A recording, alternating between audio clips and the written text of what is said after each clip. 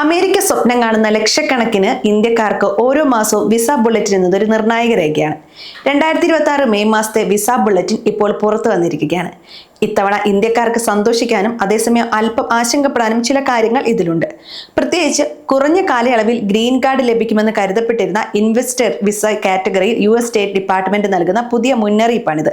EB2, EB3 വിഭാഗങ്ങളിലെ കാത്തിരിപ്പ് എത്രത്തോളമുണ്ട്, എന്താണ് റെട്രോഗേഷൻ, ഈ കാര്യങ്ങളെല്ലാം നമ്മൾ ഇന്ന് ഈ വീഡിയോയിലൂടെ വിശദമായി പരിശോധിക്കുകയാണ്. നമുക്കാദ്യം വിസ ബുള്ളറ്റിൻ എന്നാൽ എന്താണെന്ന് നോക്കാം. അമേരിക്ക ഓരോ വർഷവും നിശ്ചിത എണ്ണം ഗ്രീൻ കാർഡുകൾ മാത്രമേ ഓരോ രാജ്യക്കാർക്കുമായി അനുവദിക്കൂ. അപേക്ഷകരുടെ എണ്ണം ഈ പരിധിയിൽ കൂടുമ്പോൾ അവിടെ ഒരു ക്യൂ അഥവാ വെയിറ്റിംഗ് ലിസ്റ്റ് രൂപപ്പെടുന്നു. നിങ്ങളുടെ ഊഴം എപ്പോൾ ആണെന്ന് അറിയിക്കുന്ന കലണ്ടറാണ് ഈ വിസ ബുള്ളറ്റിൻ. ഇതിൽ പ്രധാനമായും 2 തീയതികളുണ്ട്. ഫൈനൽ ആക്ഷൻ ഡേറ്റ്, ഈ തീയതിക്ക് മുമ്പാണ് നിങ്ങളുടെ പ്രയോറിറ്റി ഡേറ്റ് എങ്കിൽ മാത്രമേ നിങ്ങൾക്ക് ഗ്രീൻ കാർഡ് അനുവദിക്കൂ. ഡേറ്റ് ഫോർ ഫയലിംഗ്, ഇത് ഗ്രീൻ കാർഡിനുള്ള അവസാനഘട്ട പേപ്പർ വർക്കുകൾ തുടങ്ങാൻ നിങ്ങളെ അനുവദിക്കുന്ന തീയതിയാണ്. ഇന്നത്തെ ഏറ്റവും പ്രധാനപ്പെട്ട വാർത്ത EB5 വിസയെ കുറിച്ചാണ്. പണം നിക്ഷേപിച്ച് ഗ്രീൻ കാർഡ് നേടുന്ന രീതിയാണിത്. മെയ് മാസത്തെ ബുള്ളറ്റിനിൽ US സ്റ്റേറ്റ് ഡിപ്പാർട്ട്മെന്റ് ഇന്ത്യക്കാരെ കുറിച്ച് ഒരു പ്രത്യേക കുറിപ്പ് ഉൾപ്പെടുത്തിയിട്ടുണ്ട്.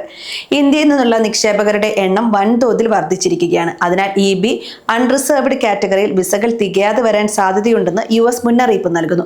ഇതിനെയാണ് റെട്രോഗേഷൻ എന്ന് വിളിക്കുന്നത്. അതായത് ഇപ്പോൾ അനുവദിച്ചിട്ടുള്ള തീയതികളിൽ പരിഗണിക്കാൻ സാധ്യതയില്ലെന്നാണ് റിപ്പോർട്ടുകൾ പറയുന്നത്. നിലവിൽ ഇന്ത്യക്കാർക്കുള്ള EB5 final action date 2021 May 1 ആയിരുന്നു. ഇതിനർത്ഥം 2022 മെയ് 1 മുൻപ് അപേക്ഷിച്ചവർക്ക് മാത്രമേ ഇപ്പോൾ ഗ്രീൻ കാർഡ് ലഭിക്കൂ എന്നാണ്. അപേക്ഷകരുടെ എണ്ണം ഇനിയും കൂടിയാൽ ഈ തീയതി ഇനിയും നീളാനുള്ള സാധ്യതയുണ്ട്. അല്ലെങ്കിൽ കുറച്ചു കാലത്തേക്ക് പുതിയ വിസകൾ അനുവദിക്കാത്ത അൺഅവൈലബിൾ എന്ന അവസ്ഥയും വന്നേക്കാം. ഇന്ത്യക്കാർക്കിടയിൽ ഇത്ര പെട്ടെന്ന് EB5 പ്രിയപ്പെട്ടതാകാൻ എന്താണ് കാരണം? അത് 2022 വന്ന EB5 reform and integrity act ആണ്. ഇതിലൂടെ ചില സംവരണ വിഭാഗങ്ങൾ നിലവിൽ വന്നു. ഏറ്റവും രസകരമായ കാര്യം, ഈ പ്രത്യേക വിഭാഗങ്ങൾ അപേക്ഷിക്കുന്നവർക്ക് നിലവിൽ വെയിറ്റിംഗ് ലിസ്റ്റ് ഇല്ല എന്നതാണ്. ഇപ്പോൾ US അൺറിസർവ്ഡ് വിഭാഗത്തിനാണ് മുന്നറിയിപ്പും നൽകിയിരിക്കുന്നത്. ചുരുക്കത്തിൽ, സാധാരണ എംപ്ലോയ്മെന്റ് വിസ വഴി ഗ്രീൻ കാർഡ് ലഭിക്കാൻ ഇപ്പോഴും പതിറ്റാണ്ടുകൾ കാത്തിരിക്കേണ്ടി വരുമെന്നത് സത്യമാണ്. ഈ റിപ്പോർട്ടിലെ ഏറ്റവും പ്രധാനപ്പെട്ട ഒരു ഭാഗമാണ് ഇനി പറയാൻ പോകുന്നത്. മെയ് മാസത്തിൽ US CIS ഒരു നയപരമായ മാറ്റം വരുത്തിയിട്ടുണ്ട്. സാധാരണ ഡേറ്റ് ഫോർ ഫയലിംഗ് വെച്ച് അഡ്ജസ്റ്റ്മെന്റ് ഓഫ് സ്റ്റാറ്റസ് ഫയൽ ചെയ്യാമായിരുന്നു. എന്നാൽ മെയ് മാസത്തിൽ ഫൈനൽ ആക്ഷൻ ഡേറ്റ് മാത്രമേ സ്വീകരിക്കൂ എന്നും അവർ അറിയിച്ചിരിക്കുകയാണ്.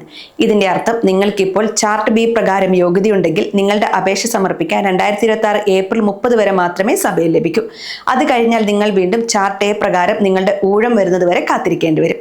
അതുകൊണ്ട് അപേക്ഷിക്കാൻ തയ്യാറെടുക്കുന്നവർ ഇനി വൈകിക്കരുത്. മെയ് 2026 വിസ ബുള്ളറ്റിൻ നമുക്ക് നൽകുന്ന സൂചനകൾ വളരെ വ്യക്തമാണ്. EB5 നിക്ഷേപകർ ശ്രദ്ധിക്കുക. നിങ്ങൾ അൺറിസർവ്ഡ് കാറ്റഗറിയിലാണ് നിക്ഷേപിക്കാൻ ഉദ്ദേശിക്കുന്നതെങ്കിൽ ഉടൻ തന്നെ തീരുമാനമെടുക്കുക.